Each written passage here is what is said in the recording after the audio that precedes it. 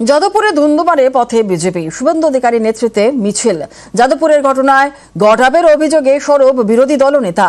সিপিআইএমকে তোপ দেগে তৃণমূলকে এক হাত।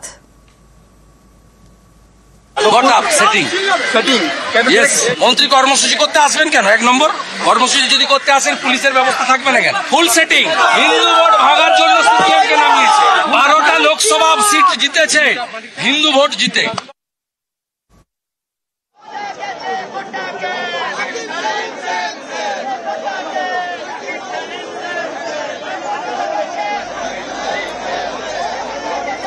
শুভেন্দুকে জবাব কুণালের। বিজেপির ভোটের ঝুলি পড়েছে সিপিআইএম এর ভোটে, পাল্টা তো কুণাল ঘোষের।